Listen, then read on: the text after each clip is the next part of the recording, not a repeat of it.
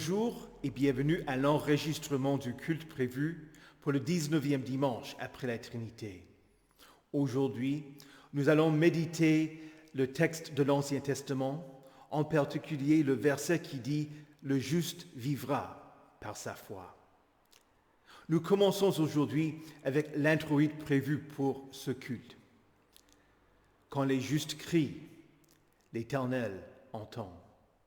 Il les délivre de toute leur détresse. L'Éternel est près de ceux qui ont le cœur brisé, et il sauve ceux dont l'esprit est abattu. Heureux celui dont la transgression est enlevée, et dont le péché est pardonné. Heureux l'homme à qui l'Éternel ne tient pas compte de sa faute, et dont l'esprit ne connaît pas la ruse. Tant que je me taisais, mon corps dépérissait. Je gémissais toute la journée. J'ai dit, j'avouerai mes transgressions à l'Éternel, et tu as pardonné mon péché. Au nom du Père et du Fils et du Saint-Esprit. Amen. Confessons nos péchés au Seigneur miséricordieux. Dieu Tout-Puissant, Père miséricordieux, je confesse devant toi, moi, pauvre et misérable pécheur, toutes mes iniquités et mes péchés par lesquels je t'ai offensé et mérité ta juste colère et ton châtiment, dans le temps et dans l'éternité. Je m'en repens de tout mon cœur. Je regrette sincèrement de les avoir commis, et je te supplie, par ta grâce infinie, et par les souffrances amères et la mort innocente de ton Fils bien-aimé, Jésus-Christ, mon Seigneur, de m'accorder ta grâce et ta miséricorde. Amen. Dans l'introïde du jour, nous venons d'entendre « Heureux l'homme à qui l'Éternel ne tient pas compte de sa faute ». Le Seigneur Jésus-Christ a expié tous vos péchés. Par la foi en lui, Dieu ne tient pas compte de vos fautes. Vous êtes pardonnés. Il a expié tous vos péchés. Alors, allez en paix avec le réconfort et l'espérance de la vie éternelle à cause du grand amour de notre Seigneur Jésus-Christ. Amen. Prions le Seigneur. Dieu Tout-Puissant et éternel, donne-nous l'accroissement de la foi, de l'espérance et de la charité, et, afin que nous puissions obtenir ce que tu promets, fais-nous aimer ce que tu commandes, par Jésus-Christ, ton Fils, notre Seigneur, qui vit et règne avec toi et le Saint-Esprit, un seul Dieu, maintenant et pour les siècles des siècles. Amen. Écoutez avec respect et recueillement les lectures pour ce 19e dimanche après la Trinité. Tout d'abord l'Ancien Testament dans le livre du prophète Habacuc au chapitre 1, les versets 2 et 3, et au chapitre 2, les versets 2 à 4. Jusqu'à quand, Éternel, vais-je crier à toi? Tu n'écoutes pas. J'ai crié vers toi pour dénoncer la violence, mais tu ne secours pas. Pourquoi me fais-tu voir le mal et contemples-tu l'injustice? Pourquoi l'oppression et la violence sont-elles devant moi? Il y a des procès et des conflits partout. L'Éternel m'a répondu et a dit, « Mets la vision par écrit, grave-la sur des tables afin qu'on la lise couramment. » En effet, c'est encore une vision qui concerne un moment fixé. Elle parle de la fin et ne mentira pas. Si elle tarde, attends-la, car elle s'accomplira certainement. Il est plein d'orgueil celui dont l'âme n'est pas droite, mais le juste vivra par sa foi. Ici prend fin la lecture de l'Ancien Testament. Écoutez également l'Épître dans 2 Timothée au chapitre 1, les versets 6 à 14. C'est pourquoi, je te le rappelle, ranime la flamme du don de Dieu que tu as reçu lorsque j'ai posé mes mains sur toi. En effet, ce n'est pas un esprit de timidité que Dieu nous a donné, mais un esprit de force, d'amour et de sagesse. N'aie donc pas honte du témoignage à rendre à notre Seigneur, ni de moi son prisonnier, mais souffre avec moi pour l'Évangile en comptant sur la puissance de Dieu. Il nous a sauvés et nous a adressé un saint appel. Et il ne l'a pas fait à cause de nos œuvres, mais à cause de son propre plan et de sa grâce, qui nous a été accordée en Jésus-Christ de toute éternité, et qui a maintenant été révélée par la venue de notre Sauveur Jésus-Christ. C'est lui qui a réduit la mort à l'impuissance et a mis en lumière la vie et l'immortalité par l'Évangile, pour lequel j'ai été établi prédicateur et apôtre, chargé d'enseigner les non-juifs. Voilà pourquoi j'endure ces souffrances, mais je n'en ai pas honte, car je sais en qui j'ai cru, et je suis persuadé qu'il a la puissance de garder le dépôt qu'il m'a confié jusqu'à ce jour-là. Prends pour modèle les saines paroles que tu as entendues de moi, dans la foi et l'amour qui sont en Jésus-Christ. Grâce au Saint-Esprit qui habite en nous, garde le beau dépôt qui t'a été confié. Ici prend fin la lecture de l'Épître. Écoutez enfin l'Évangile dans Luc au chapitre 17, les versets 1 à 10. Jésus dit à ses disciples, « Il est inévitable qu'il y ait des pièges, mais malheur à celui qui en est responsable. Il vaudrait mieux pour lui qu'on attache à son cou une meule de moulin et qu'on le jette à la mer, plutôt qu'il ne fasse trébucher un seul de ses petits. Faites bien attention à vous-même. Si ton frère a péché contre toi, reprends-le, et, s'il reconnaît ses torts, pardonne-lui. S'il a péché contre toi 7 fois dans une journée, et que 7 fois dans la journée il revienne vers toi et dise « J'ai eu tort », tu lui pardonneras. Les apôtres dirent au Seigneur « Augmente notre foi ». Le Seigneur dit « Si vous aviez de la foi comme une graine de moutarde, vous diriez à ce mûrier « Déracine-toi et va te planter dans la mer », et il vous obéirait. Si l'un de vous a un esclave qui laboure ou garde les troupeaux, lui dira-t-il à son retour des champs « Viens tout de suite te mettre à table ».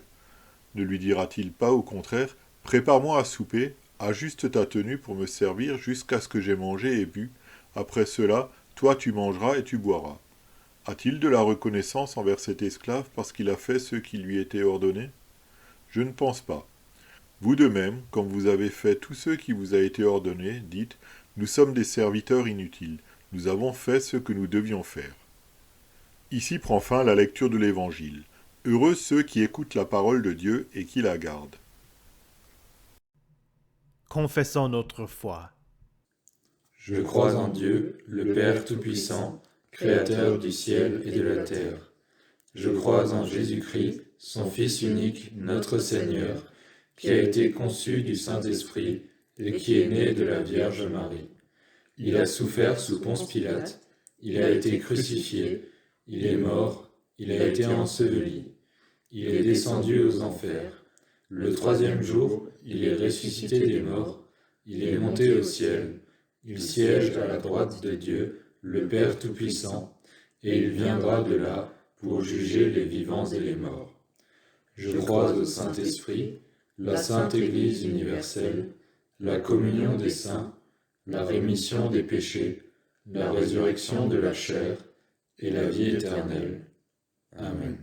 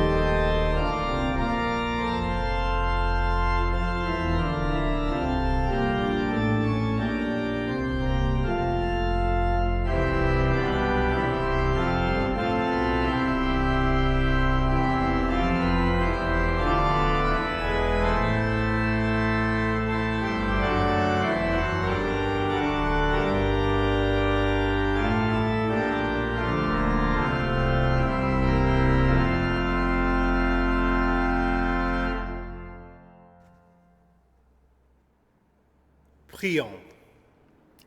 Seigneur, béni sois-tu à jamais d'avoir fait composer toutes les saintes écritures pour notre instruction. Fais-nous la grâce de les écouter, de les lire, de les sonder, de les apprendre et de les assimiler, de telle sorte que, par la patience et par la consolation que ta sainte parole nous donne, nous embrassions et tenions toujours ferme la douce espérance de la vie éternelle que tu nous as accordée en notre Seigneur et Sauveur, Jésus-Christ. Amen. Que la grâce du Seigneur, Jésus-Christ, l'amour de Dieu et la communion du Saint-Esprit soient avec vous tous. Amen. Jusqu'à quand, Éternel, vais-je crier à toi?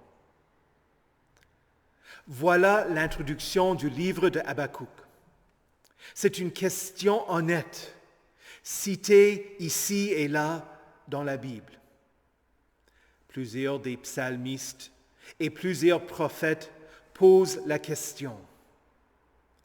Les martyrs sous l'autel, dans le livre de l'Apocalypse, demandent « Jusqu'à quand, Maître, saint et véritable, tarderas-tu à faire justice et à venger notre sang sur les habitants de la terre ?»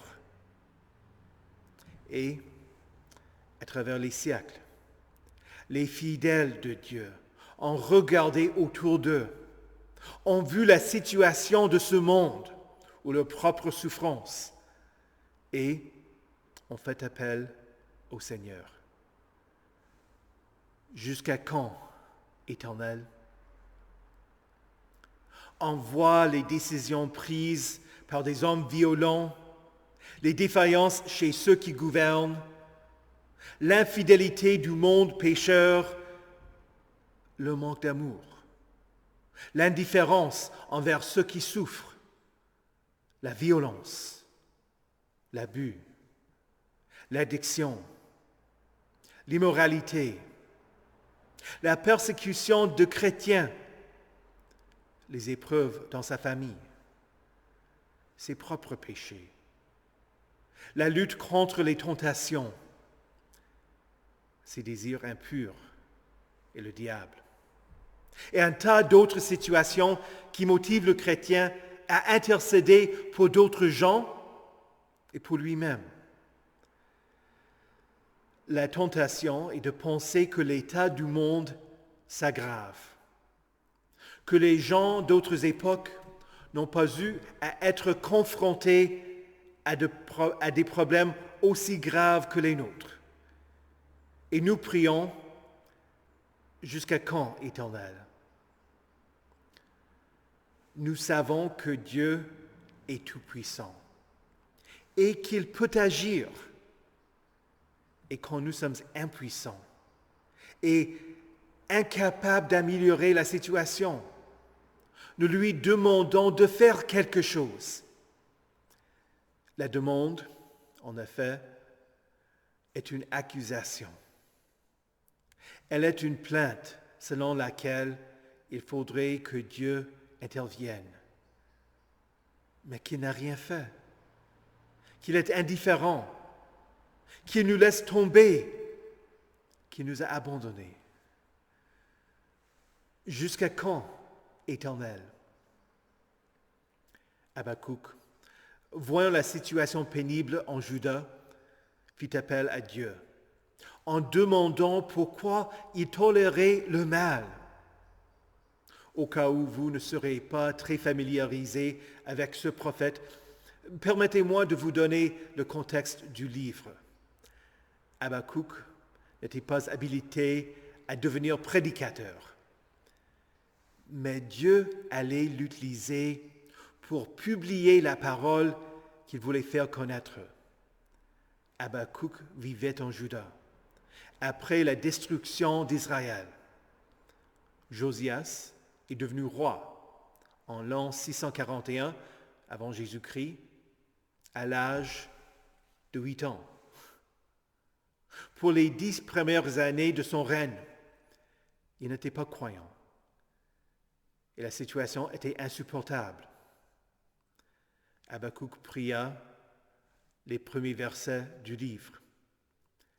J'ai crié vers toi pour dénoncer la violence, mais tu ne secours pas. Pourquoi me fais-tu voir le mal et contemples-tu l'injustice? Pourquoi l'oppression et la violence sont allées devant moi? Il y a des procès et des conflits partout.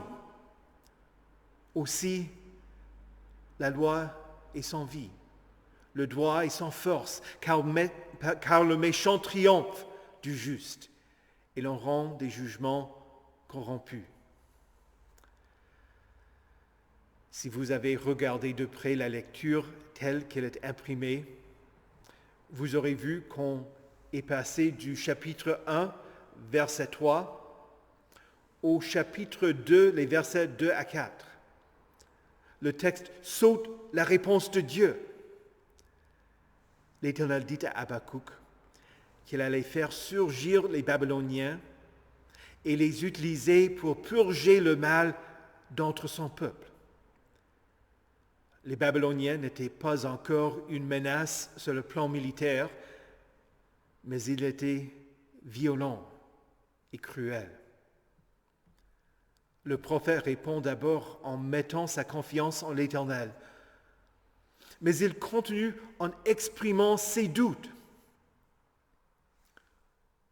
Pourquoi garderais-tu le silence quand le méchant dévore celui qui est plus juste que lui? Va-t-il toujours égorger sans pitié les nations? Pour le traduire dans le langage courant. Comment? Tu feras quoi, Seigneur? Si je me plaignais de la situation en Juda, elle est épouvantable chez les Babyloniens. Habakkuk dit que la solution est pire que le problème, le traitement pire que le mal. C'est comme s'il y avait un problème de rats et de souris qui était dans une maison. Une réponse raisonnable serait de préparer des pièges ou d'appeler un exterminateur.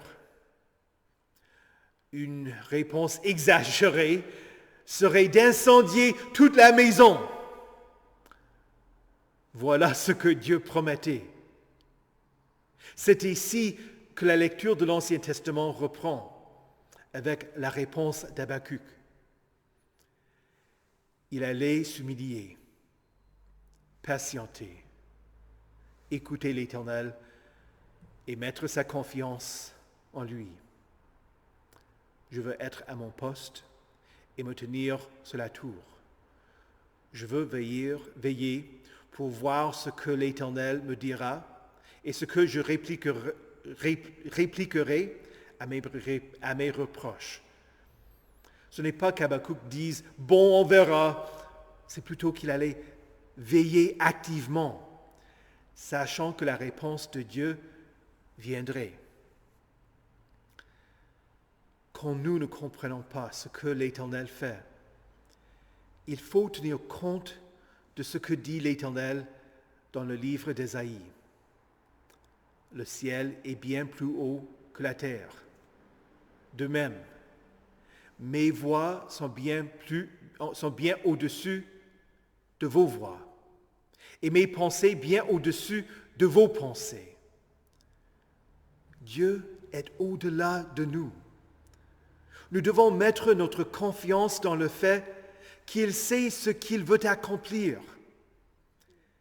Nous lisons dans la deuxième épître de Pierre, « Le Seigneur ne tarde pas dans l'accomplissement de la promesse, comme certains le pensent. Au contraire, il fait preuve de patience envers nous, voulant qu'aucun ne périsse, mais que tous parviennent à la repentance. Patientons et mettons notre confiance en Dieu. » Habakkuk 2, verset 2, dans la réponse de Dieu. L'Éternel m'a répondu et a dit, mets la vision par écrit. Grave-la sur des tablettes afin qu'on la lise couramment. En effet, c'est encore une vision qui concerne un moment fixe. Elle parle de la fin et ne mentira pas. Si elle tarde, attends-la, car elle s'accomplira certainement. Dieu dit à Habakkuk que ce n'était pas encore le moment du jugement. La situation allait empirer. Mais au bon moment, il allait intervenir. Ainsi, Dieu dit qu'Habakkuk devrait préparer un grand panneau, un message si grand que les gens n'allaient pas pouvoir prétendre ne pas avoir vu. Et le voici. Il est plein d'orgueil celui dont l'âme n'est pas droite, mais le juste vivra par sa foi. Dans le reste du chapitre, l'Éternel prophétise aussi la destruction de Babylone à cause de son grand orgueil. Il allait utiliser les Babyloniens pour accomplir sa volonté, la punition de Juda, mais par la suite, il allait abaisser les Babyloniens. Ce verset est un appel à s'humilier devant l'Éternel.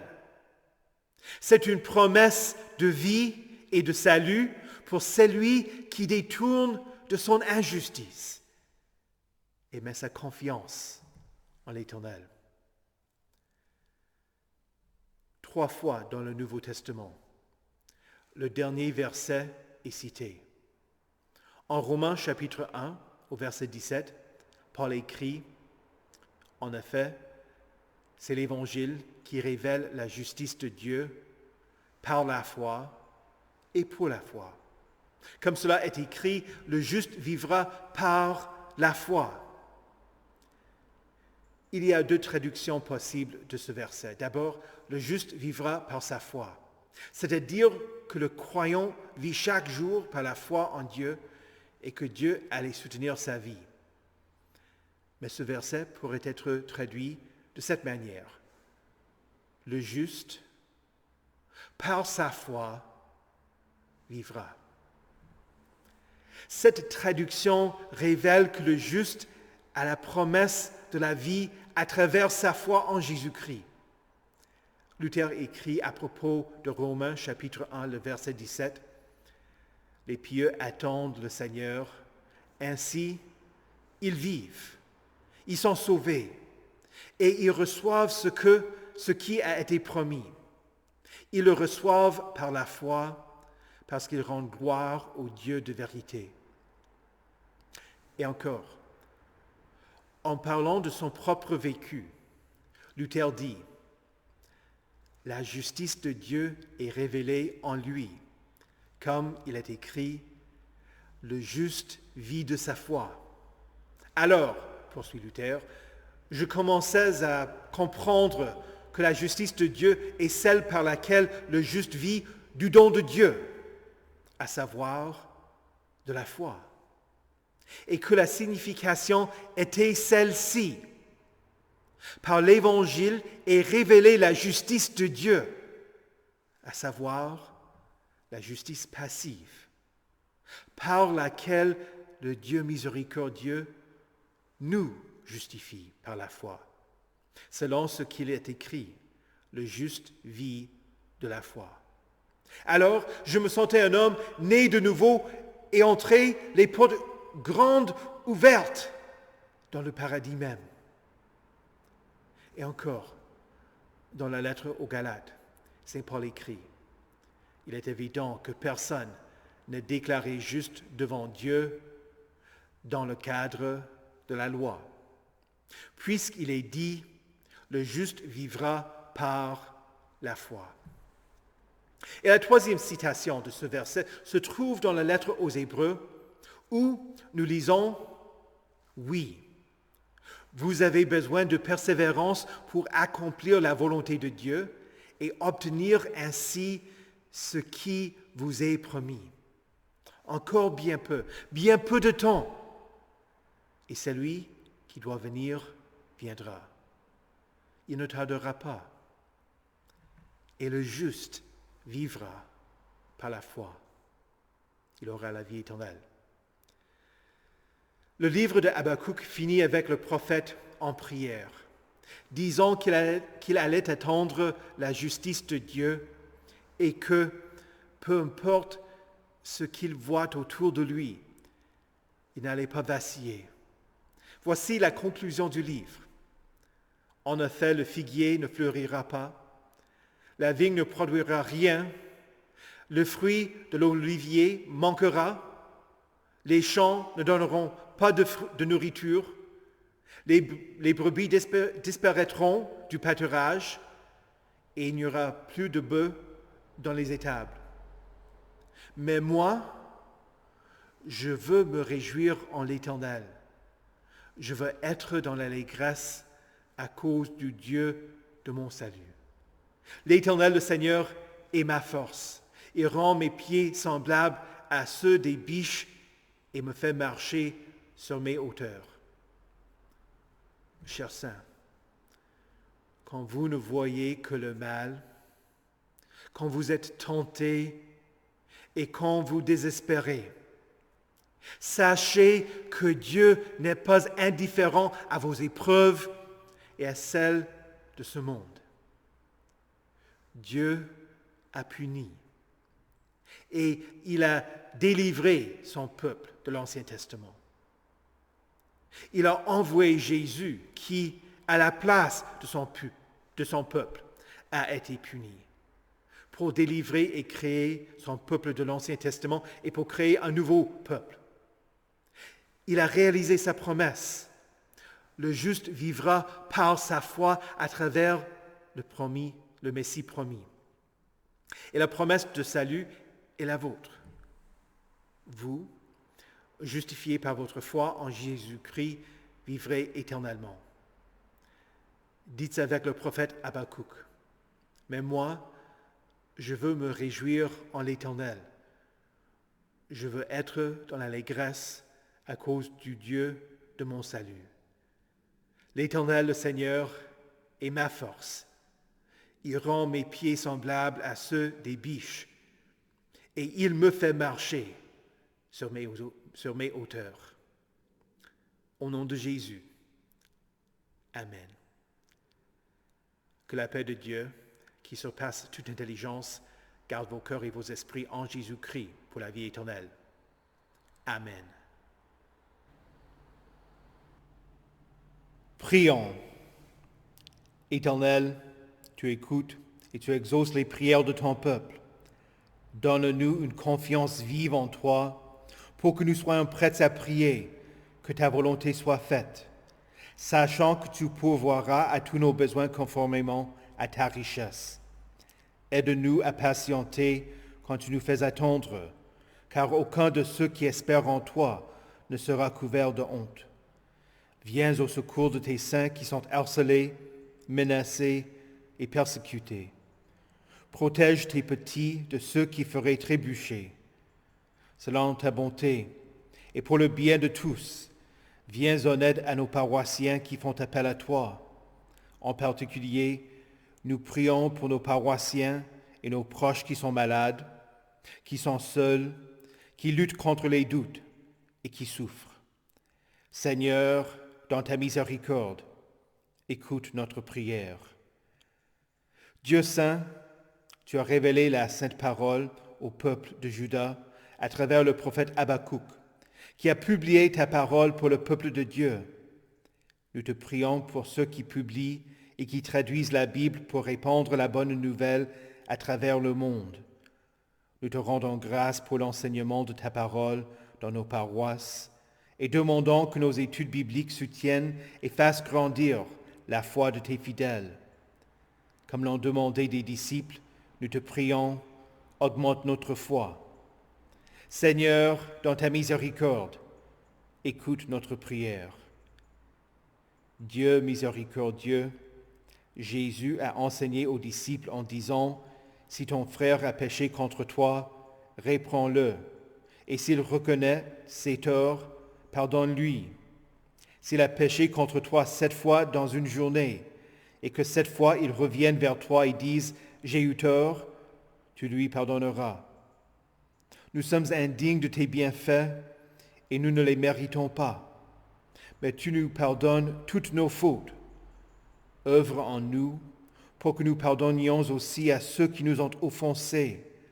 Change nos cœurs pour que nous ne soyons pas tentés de nous venger, mais tendions l'autre joue à celui qui nous gifle. Seigneur, dans ta miséricorde, écoute notre prière. Dieu fidèle, garde-nous de l'orgueil.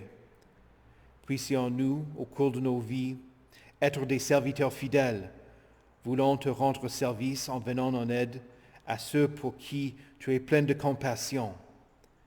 Que nous ne soyons pas couverts de honte, mais fassions ce que tu nous ordonnes et, à ton retour, disions, nous avons fait ce que nous devions faire.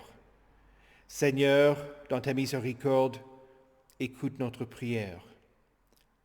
Nous nous remettons nous-mêmes entre tes mains, ainsi que tous ceux pour lesquels nous te prions, en mettant notre confiance en ta miséricorde, qui vient à nous à travers Jésus-Christ, ton Fils, notre Seigneur, qui vit et règne avec toi et le Saint-Esprit, un seul Dieu, pour les siècles des siècles. Amen. Notre Père, qui es aux cieux, que ton nom soit sanctifié, que ton règne vienne, que ta volonté soit faite sur la terre comme au ciel. Donne-nous aujourd'hui notre pain de ce jour. Pardonne-nous nos offenses, comme nous pardonnons aussi à ceux qui nous ont offensés. Et ne nous laisse pas entrer en tentation, mais délivre-nous du mal. Car c'est à toi qu'appartiennent le règne, la puissance et la gloire, au siècle des siècles. Amen. Allez en paix avec la bénédiction de l'Éternel. Que le Seigneur vous bénisse et vous garde. Que le Seigneur fasse luire sa face sur vous et qu'il vous accorde sa grâce. Que le Seigneur tourne son visage vers vous et qu'il vous donne sa paix. Amen.